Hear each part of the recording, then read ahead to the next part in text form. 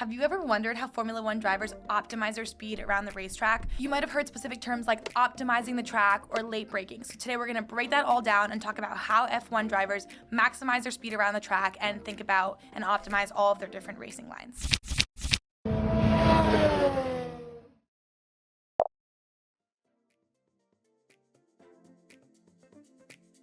This season, in 2024, F1 has 24 races, which means drivers are having to constantly adjust to new challenges and new tracks. But before diving into racing lines, let's review some basic features of F1 tracks. First, we have the straights, which are pretty self-explanatory as the straight parts of the track. This is usually where DRS zones are placed as well, drag reduction system zones. Baku is famous for having the longest straight on the F1 calendar at 2.2 kilometers or 1.4 miles. Another feature of F1 tracks are chicanes. They're S-shaped curves that are usually placed to help drivers slow down after a really long, fast straight or before a high-speed corner.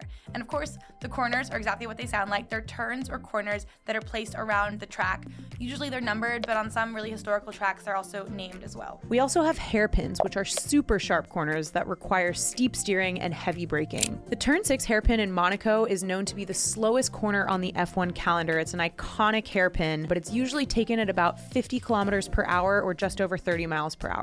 With all of these different features of a track, there is actually a specific way to maximize speed as you're going around it, and that's referred to as the racing line. But before we talk about racing line or to look at the racing lines, you have to understand the corners. This is where the drivers are braking as they enter them and accelerating as they exit.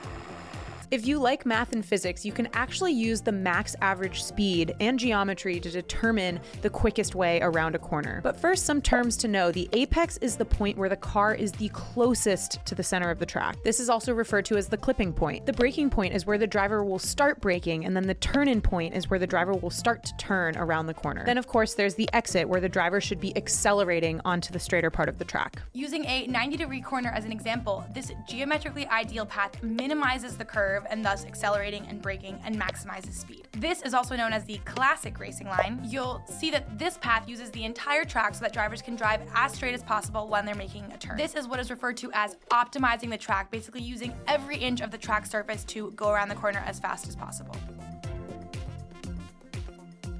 Although it may seem odd to think about, the geometric racing line is not always the fastest. This can be due to other cars on track, rainy conditions, even car performance. The largest reason is because the geometric racing line assumes an ideal scenario, a scenario with a constant max average speed and an isolation from any other features on the track, which unfortunately is not realistic. In reality, a slower entry, different apex point, and faster exit might actually be faster. With this strategy, the braking point also moves, and this is what's called late braking. Depending on the radius of the turn and whether there's a straight or a curve or a turn after, the braking point and the apex will also change. The type of curve there is also going to be different because, of course, a hairpin is different than a S or a 90-degree shaped corner.